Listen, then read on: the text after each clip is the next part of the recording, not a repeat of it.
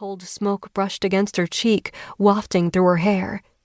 She covered her mouth to smother her screams. A sudden beam flashed through her eyelids, and the shadow roared in pain. Its cold smoke whipped away in a freezing gust.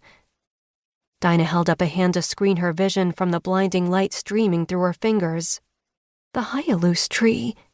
It blazed with light, keeping the demon at bay. She stumbled to the tree, and one of its low-hanging branches seemed to reach out to her. As soon as she took it, the branch gently wrapped around her hand and pulled her close. The tree's light flared, washing away the darkness in a swath of white. Chapter 1. Cassiel. Cassiel was dying. His throat burned with his screams as his soul shredded apart. He couldn't move, couldn't breathe. Someone called his name, but he barely heard it. The unbearable pain of the severed bond reduced him to a wretched thing on the ground, begging for the nothingness of death to take him quickly, merely to ease the agony.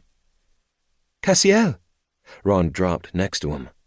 He removed the branch pierced through his left wing, though the pain didn't register under everything else. "Prince Cassiel, what has happened?" He couldn't form the words to answer. The trees above spun in and out of focus. Everything hurt. He'd broken several bones when he fell out of the sky, but nothing compared to the pain in his chest where his other half used to be. A massive black wolf anxiously zigzagged with his nose in the leaves. It spun in erratic circles, sniffing and whining. "Zev has lost their trail," Ron said.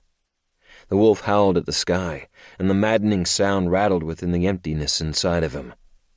Because it wasn't there. The warmth of her life.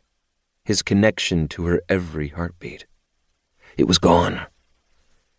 "Prince Cassiel!" Ron shook his shoulders when he gasped for air. "What is wrong with you?" "Dyna," he rasped. "I can't feel her."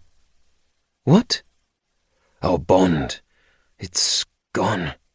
I can't feel her anymore. She's dead." Zev went still beneath the patter of rain. Cassiel's chest felt as if it was caving in, but it was the fragments of his soul that had collapsed. Tears he had no control over endlessly spilled. He finally had his mate, only to lose her on the same day. Lord Norland stared at him.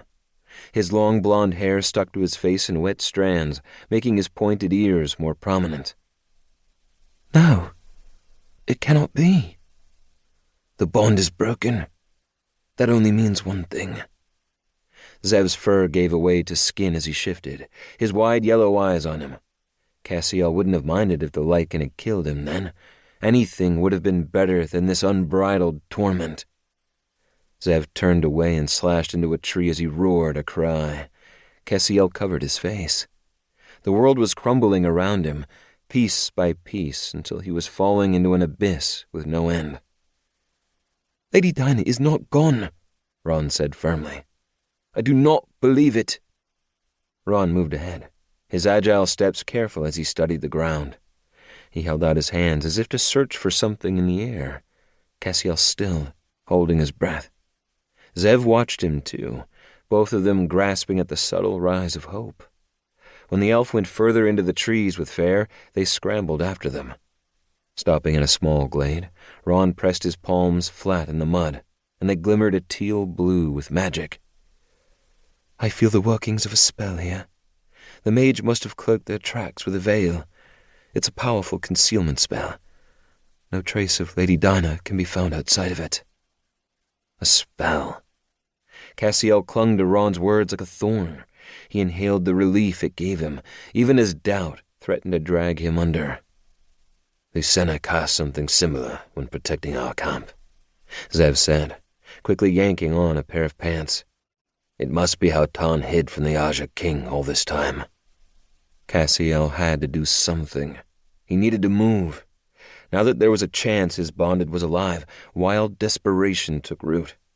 His wings twitched as his blood worked on healing them. "I will fly overhead." "They will have cloaked their camp."